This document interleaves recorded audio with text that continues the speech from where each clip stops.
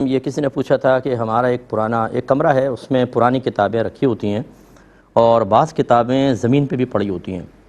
اور اس میں اسکول کی کتابیں بھی ہیں، تو بعض اوقات اس کمرے میں جب کوئی داخل ہوتا ہے تو جان بوجھ کر اور سوچے سمجھے بغیر ان پڑی ہوئی کتابوں پر چڑھ جاتا ہے، تو کیا حکم شرع ہوگا؟ دیکھیں، اسکول کی کتابیں مختلف سبجیکٹس کی ہوتی ہیں، میتھ بھی ہے، فزکس ہے، کیمسٹری ہے اور اسلامیات بھی ہے۔ اگر تو فزکس، کیمسٹری، میتھ، انگلش وغیرہ ہیں اور انگلش میں بھی کوئی ایسے دینی سبجیکٹ نہیں، تب بھی ان کا ادب و احترام حروف کی وجہ سے کرنا ہوگا، چاہے اردو کے حروف ہوں چاہے انگلش کے حروف ہوں۔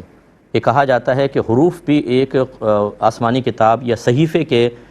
صحیفہ تھا جس میں اس طرح کے حروف تھے، تو اس لیے ان کا ادب اور احترام کرنے کا حکم دیا گیا ہے، لیکن اس میں حکم سخت نہیں ہوگا۔ بے ادبی ضرور ہے، سخت نہیں۔ ہاں، اگر وہ اسلامیات کی کتاب ہے اور اس میں قرآن کی آیات بھی ہیں، احادیث ہیں اور دیگر اسلامی مضامین ہیں، اور ایسی کتابوں پر انسان جان بوجھ کے چڑھ جائے تو پھر حکم کفر بھی متوجہ ہو سکتا ہے، کیونکہ یہ بہت بڑی بے ادبی ہے۔ پہلی بات تو ان کو زمین پہ رکھنا، گرانا، یہ سارا گھر گناہ گار ہوگا۔ جو بالغ ہیں جانتے ہیں کہ زمین پہ پڑی ہوئی تو ادب احترام سے اوپر رکھیں، اور اگر ایسا وہ